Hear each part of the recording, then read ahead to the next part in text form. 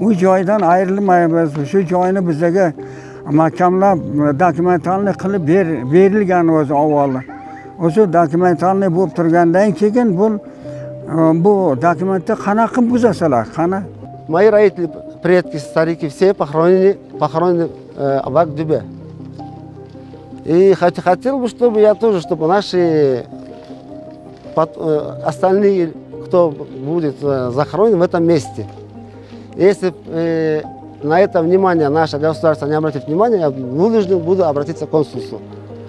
Вот я этого прошу, чтобы турецкие люди, там еще узбеки, уйгуры, татары, чтобы лежали спокойно, не было никаких тревожек. Что возьми и перезахорони. Такое, чтобы не было. Вот я это прошу. Бүгүнкү күндө Талаш шаарында жашаган өзбек, түрк, татар, уйгур улутундагы диаспоралар чогулуп, Нуржанов айыл өкмөтүнө караштуу Ак-Дөбө көрүстөнүнө кайрадан уруксат берүүсүн өкмөттөн талап кылышууда. Но с этим уже наболевшим вопросом мы обращались и в депутат в мэрию, и в айыл өкмөтү обращались. Они все говорили, решим проблему, эта проблема никак не решается. В 2010-х годах, то есть нам был выдан документ Джонарахскому айыл өкмөтү, то, что разрешение на землю полностью мы хотели утвердиться, что земля, документы они дали нам, но потом почему-то аннулировали эти документы. Почему, мы это не знаем, они не сказали. И вот перед выборами, каждый раз, каждые депутаты, приходя, обещали нам это сделать, решить эту проблему, никак не решается. И губернатору заходили, губернатор тоже рассмотрим, решим. Опять же нам предлагают другие земли, где именно каменистые, не мягкие, которые за один день нам не выкупать по шариату и по нашим традициям, она вообще не подходит. Да? Как нам дальше быть, уже не знаем. 2010-жылдарга чейин бул жерге талаптагыдай көрүстөн катарында мыйзамдуу түрдө маркумдарды жашырып келишкен. Кандайдыр бир себептер менен көрүстөн катарында пайдаланууга өкмөт тыюу салып, башка жерден жайга орун беришкен. Бирок ал жер таштак, бир күндө казууга мүмкүн эместигин айтышып, өзүбүздүн алгачкы ата-бабабыз жаткан Ак-Дөбө жайына кайрадан уруксат берүүсүн суранышууда. Төрөлгөн жерим 32-жылы 90га чыктым мен азыр 90га чыгып мен şu burada Ак-Дөбөгө коюлган күндүн баарын билем мен. Buradaki biz birden Cüyev var partisi, Cüyev. Şevçinçi koşası menen, Tokay'dı içi menen, mayıptı. Haber yoksa koysunuz. Pasta yani. O tarafa yok, kötürüp, celkege salıp, tavuttu celkege salıp kötürüp, Ak-Дөбөгө alparı koysunuz. Ata-anamız da bütün çok şu koşa yıldan beri Ak-Дөбөгө koyulsa. Yaş boladı mı, karı boladı mı? Niye bir avliya adamlar yatırırdı? Niye bir aziz adamlar yatırırdı? Hani bu varından korkmadın onu. Varı barkanı. Adam balasın duvarı barkı. Ama onun içinde bir dakika tıkıp koypur. Buranın içinde. Arkayı bekti koypur. Hani içinde yaşta yok. Traktörümle kazıkan elini. O zaten traktörümle kazıp seçken ayırdı. Başımızı kaçandan beri biz koyulan yerge. Yaşayanlar var, aziz müminler var orada. Ben varlığından korkmadım ya, varlı var adam barasına. Өзбек диаспорасынын өкүлү Серикбаев Мухаммеддин алгач бул жерге чоң атасы 1880-жылдары коюлганын айтат.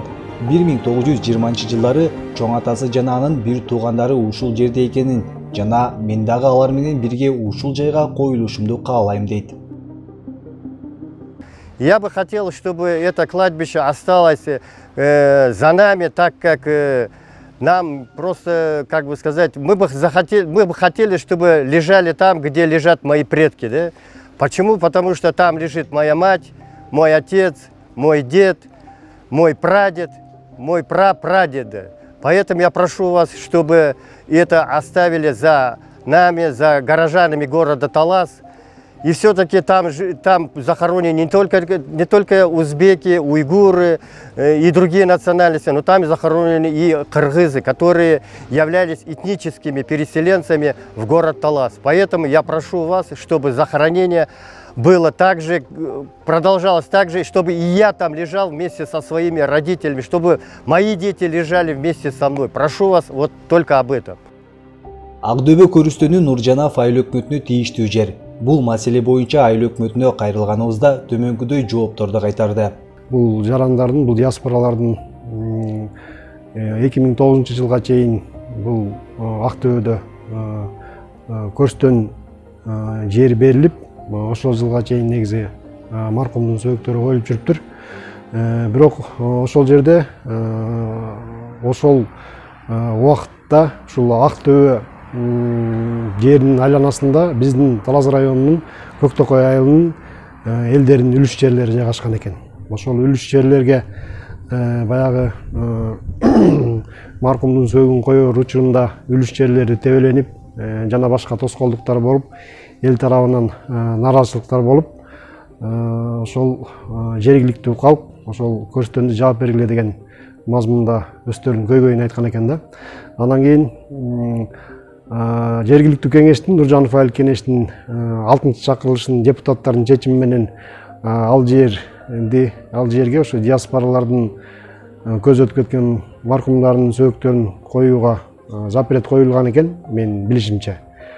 Андан тышкары Нуржанов айыл өкмөтү Талас райондук мамлекеттик администрациясына расмий түрдө кат менен кайрылып, ошол жерди баягы тарыхый баалуулуктар да бар экен ошол жерде, менин билишимче. Ошолор сакталып калсын, муундан муунга өтсүн деген багытта ушул Манас Ордо улуттук комплексине өткөрүп берүү жагын караштыруу боюнча Нуржанов айыл өкмөтү Талас райондук мамлекеттик администрациясына кайрылган экен. Бирок бүгүнкү күнгө чейин бул маселе чечилбептир.